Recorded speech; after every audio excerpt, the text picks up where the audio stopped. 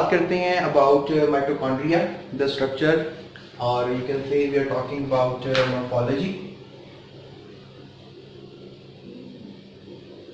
Morphology of mitochondria. इसमें मैं structure को एक्सप्लेन कर रहा हूँ और ये मेरी वीडियो का जो है पार्ट 2 है। इसमें स्टूडेंट्स मैं आपको बताने वाला हूँ कि जो क्रिस्टी है, definitely if you just really talk about mitochondria, तो अंदर ही जो इनर इनफोल्डिंग्स होती हैं, ठीक है, इसको आप क्रिस्टी कहते हैं। ये आप सब स्टूडेंट्स ने बात को याद रखना है। तो जो क्रिस्टी है, स्पेशली अगर हम देखें फॉर एग्जांपल लिवर सेल्स में, मतलब आउटर मेम्ब्रेन को देखें और फिर आउटर मेम्ब्रेन से जो इनर मेम्ब्रेन है, डेफिनेटली उसमें इनफोल्डिंग्स होती हैं। तो उस इनफोल्डिंग में स्पेशली जो लिवर सेल्स हैं उनमें क्रिस्टी जो है मौजूद होती है। और इस क्रिस्टी के होने की वजह से क्या फ़ायदा होता है, वो ये फ़ायदा होता है कि 3 to 4 टाइम्स जो है आउटर मेम्ब्रेन से इनर मेम्ब्रेन का सरफेस एरिया इंक्रीज कर जाता है, यानी सरफेस एरिया क्रिस्टी के होने से बढ़ता है। इसके अलावा मैं आपको ये बता सकता हूँ कि जैसे फॉर एग्जांपल हार्ट के सेल्स हैं, किडनी के सेल्स हैं, इसके अलावा हमारे स्केलेटन मसल्स हैं, इनमें बतदरीज आप देखेंगे कि जो क्रिस्टी है और ज़्यादा हो जाती है, क्योंकि आपको पता है कि ये जो सेल्स हैं they are very functional, they work out, और ये हर वक्त काम कर रहे होते हैं। तो लिहाजा इन सेल्स के अंदर जो है एटीपी ज़्यादा बनाने की इन सेल्स को जरूरत होती है एज कम्पेयर टू लिवर। तो लिहाजा इनमें क्रिस्टी जो है और एक्सटेंसिव हो जाती है, यानी और ज़्यादा हो जाती है। इसके अलावा मैं आपसे बात करूं, अगर फॉर एग्जांपल मैं फिब्रोब्लास्ट की बात करूं जो डेफिनेटली बोन बनाने वाले सेल हैं, इसके अलावा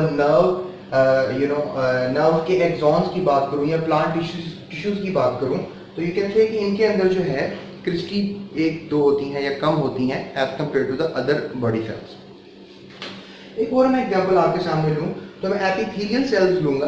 एपिथेलियल सेल्स स्पेशली जो कैरोटिड आर्टरीज हैं, कैरोटिड आर्टरीज में देखा ये गया है कि इनमें जो इनके एपिथेलियल सेल्स हैं कैरोटिड आर्टरीज के, उनमें 4 to 5 क्रिस्टीज होती हैं। लेकिन अगर हम देखें non myelinated axons of rabbit brain, तो रैबिट ब्रेन जो है, जो रैबिट का जो ब्रेन है, उसमें तकरीबन सिर्फ एक सिंगल क्रिस्टी जो है वो पाई जाती है। सो ये चीज़ जो है आपने अपने माइंड में रखनी है, इस चीज़ का आप सब स्टूडेंट्स को पता होना चाहिए। जी तो डियर स्टूडेंट्स, अब हम बात करते हैं आपसे माइटोकॉन्ड्रियन का एक क्रॉस सेक्शन। उसमें आपको ये बहुत से जो है पार्टिकल्स नजर आ रहे हैं, these are known as oxysomes, right. सबसे पहले हम बात करते हैं इस पार्टिकल की, that is known as granule. ये आपको 3 जगह पे नजर आ रही है, I have just given them a heading of granule. उसके बाद अगर आपको बताऊं तो दिस इज बेसिकली ऑक्सीसोम, आप इसको इनर मेम्ब्रेन सब यूनिट भी कह सकते हैं। तो these are the fundamental particles और ये बहुत इंपॉर्टेंट रोल प्ले करते हैं एटीपी बनाने के लिए। उसके बाद these few particles are known as mitoribosomes, आप इनको माइटोराइबोसोम्स कह सकते हैं। उसके बाद ये जो एक आउटर मेम्ब्रेन से इनर मेम्ब्रेन वाली जो जगह है, इसको आप साइटोसोल कह दें या फिर सी फेस क्रिस्टी मेम्ब्रेन कह दें, यानी ये जो इनर स्पेस होती है that is C face cristae membrane, C face of cristae membrane, ये आपने याद रखना है। उसके बाद देन वी हैव, अंदर की तरफ चले जाए तो वी हैव मैट्रिक्स मेम्ब्रेन, ठीक है, और इनर साइड वाली मेम्ब्रेन को M face of cristae membrane आप कह सकते हैं। तो सी फेस और एम फेस, अब ये आपको कंफ्यूजन नहीं होनी चाहिए। उसके बाद ये वाला हिस्सा सारा जो है that is basically known as matrix, ये आपको पता ही होगा। उसके बाद अगर हम बात करें ये वाली मेम्ब्रेन की, that is the outer membrane, इसे पेरीमाइटोकॉन्ड्रियल स्पेस भी कह सकते हैं, ठीक है। तो उसके बाद अगर हम इसकी बात करें जो कि अंदर वाली मेम्ब्रेन है, तो इनर मेम्ब्रेन, और इसको आप क्रिस्टी मेम्ब्रेन भी कह सकते हैं। And this part is basically known as DNA. So this is what we know about mitochondrion in section due to show the oxysomes presence. तो ये आप सब स्टूडेंट्स को पता होना चाहिए। So ये एक्चुअली कह लें कि स्ट्रक्चर भी है और ये मॉर्फोलॉजी भी जो है ये आप सब स्टूडेंट्स को थॉरली पता होनी चाहिए, ठीक है, क्योंकि इस मॉर्फोलॉजी का इस्तेमाल करके हम आगे कुछ टॉपिक्स को क्लियर करेंगे। और अगर ये आप को थोड़ा सा क्लियर रहेगा तो then the thing that thumbs up, तो आप इसको 20 सेकंड 25 सेकंड पीछे करके दोबारा इसको एक दफ़ा रिवाइज भी कर लें, ताकि आपको ये सब जो है पता होना चाहिए, आपको याद हो जाना चाहिए। तो dear students, oxysomes I think so अभी थोड़ा सा फंबल कर रहा होगा माइंड में, लेकिन मजीद मैं ये फंबल नहीं होने दूंगा आपके माइंड में, क्योंकि जो ऑक्सीसोम्स हैं इनको आप स्टॉक पार्टिकल्स भी कहते हैं, ठीक है। What do you call them? Stock particles. इसके अलावा एलिमेंट्री पार्टिकल्स भी आप इनको कह सकते हैं, या इनर मेम्ब्रेन सब यूनिट्स भी कह सकते हैं, ऑक्सीफॉर्म्स आपको पता ही कहते हैं, और इनको आप लोअर ग्रेड्स में पढ़ते आए हैं F1 पार्टिकल्स, या फिर आप इनको FO पार्टिकल्स और F1 पार्टिकल्स के नाम से पढ़ते आए हैं। या फिर आपने एक नाम पढ़ा होगा जो कि मैंने पिछली वीडियो में भी आपको बता दिया, ATP सिंथेटेज पार्टिकल्स, ठीक है। These are basically enzymes, these are very important, basically यही करते हैं ATP सिंथेसिस, और या फिर ये ATP की ऑक्सीडेशन यही पार्टिकल्स करते हैं। तो आप इनको ATP सिंथेसिस के लिए यूज कर सकते हैं, और ये ATP सिंथेसिस का मतलब होता है फॉस्फोरिलेशन, बिकॉज ADP यानी जो ADP मॉलिक्यूल होता है उसमें आप क्या करते हैं, इनऑर्गेनिक फॉस्फेट का ऐड कर देते हैं और उसका बना देते हैं ATP, यानी कि that is basically phosphorylation. Phosphorylation mean addition of inorganic phosphate, so ATP बन जाती है। So you can just really call this particles as ATPs, ठीक है, ATPase, ये भी आप इनको कह सकते हैं। सो आई थिंक एक ही चीज के बहुत से नाम है, ये आपको याद रहने चाहिए। तो डियर स्टूडेंट्स, अगर हम फॉर एग्जांपल देखें मजीद अंदर के स्ट्रक्चर को और जानने की कोशिश करें, तो हमने ये देखा कि जो अंदर ऑक्सीफॉर्म्स हैं इनके दरमियान जो फासला है, यानी अगर हम एक पार्टिकल को मैं FO कह दूं और दूसरे पार्टिकल को मैं F1 कह दूं, तो इन दोनों के दरमियान जो डिस्टेंस देखा गया है, यानी डिस्टेंस बिटवीन टू ऑक्सीफॉर्म्स, वो तकरीबन अप्रोक्सीमेटली 10 नैनोमीटर देखा गया है।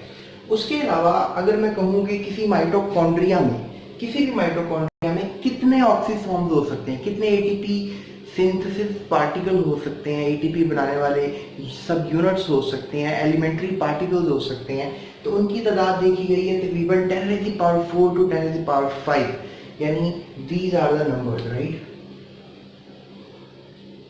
They are approximately 10,000 to 1 lakh. So you have to remember this, 10,000 to 1 lakh are the approximate particles जो किसी एक माइटोकॉन्ड्रिया में होते हैं। और एक ज़बरदस्त रिसर्च हमने की है, और एक रिसर्च के बाद हमने जाना है कि अगर फॉर एग्जाम्पल ये माइटोकॉन्ड्रिया जो आपको नजर आ रहा है, जो मैंने पहले काफ़ी वादिया तस्वीर बनाई थी, अब मैंने थोड़ा सा स्केच बनाया ताकि टाइम भी बचा लूँ और आपको समझा भी दूँ। तो जब माइटोकॉन्ड्रिया की क्रिस्टी को डिस्टर्ब किया जाता है, यानी आप उनको कुछ वेव्स मारते हैं, कुछ सोनिक्स पार्टिकल्स जो हैं, यानी वेव्स की शक्ल में आप उसको डिस्टर्ब करते हैं माइटोकॉन्ड्रिया को, या डिटर्जेंट ट्रीटमेंट करते हैं, यानी डिटर्जेंट से एक्शन करते हैं, तो फिर एक खास किस्म के पार्टिकल्स बनते हैं, यानी जो क्रिस्टी है वो एक वेसिकल्स की शक्ल इख्तियार कर लेता है, सर्कुलर बॉडीज की शक्ल इख्तियार कर लेता है, और ये इन्वर्टेड ओरिएंटेशन होती है, यानी यहाँ से ये क्रिस्टल टूट कर एक छोटे छोटे वेसिकल्स की शक्ल इख्तियार कर लेता है। इनको हम कहते हैं सब माइटोकॉन्ड्रियल वेसिकल्स। और ये सब माइटोकॉन्ड्रियल वेसिकल्स जो हैं, आप कह लें कि ये इनकी आउटर बॉडीज हैं, ये इनर मेम्ब्रेन है, ये आउटर मेम्ब्रेन है, और ये ऑक्सीसोम्स जो हैं उनके साथ अटैच्ड हैं।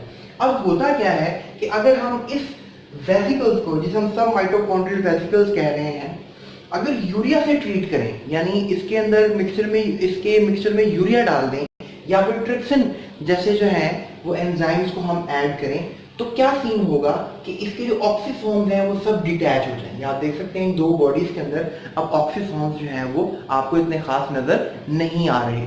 उसके बाद स्टूडेंट्स अगर आप देखें तो अगर ऑक्सीफॉर्म्स हम इन बॉडीज के साथ नहीं है, तो आप दोबारा से अगर F1 पार्टिकल्स इनमें शामिल करें, यानी ये मेम्ब्रेन इतनी अटैचेबल है, कुछ इसमें प्रोटीन्स हैं या कुछ ऐसी बॉडीज हैं जो F1 पार्टिकल्स या F1 ATPases को दोबारा अपने साथ अटैच करने की कैपेबिलिटी रखती है। इसे हम रिकंस्ट्रक्शन कहते हैं, यानी दोबारा कंस्ट्रक्ट हो जाना, और फिर दोबारा आप देख सकते हैं कि कोशिश हो गई है कि दोबारा ये वेसिकल्स बने, सब माइटोकॉन्ड्रियल वेसिकल्स। तो ये सब आपको पता होना चाहिए। So definitely these particles are also very important. ये क्या करते हैं कि ये माइटोकॉन्ड्रिया तो फॉस्फोरिलेशन कर ही रहा है, लेकिन ये भी रेस्पिरेटरी चेन फॉस्फोरिलेशन का काम बाहर साइटोसोल के अंदर, यानी सेल के साइटोप्लाज्म में आकर ये परफॉर्म कर देते हैं। तो that is a very important research. तो स्टूडेंट्स, अभी तक के लिए वीडियो में इतना ही है। आज की वीडियो आई होप सो आपको जरूर पसंद आई होगी। अभी इसका अगला पार्ट है, इंशाल्लाह उसमें मजीद आपसे डिस्कशन करूंगा, और मैं आपको मेथोडोलॉजी बताऊंगा कि माइटोकॉन्ड्रिया को कैसे अलग किया जाता है, आइसोलेशन कैसे होती है किसी भी सेल में से माइटोकॉन्ड्रिया की।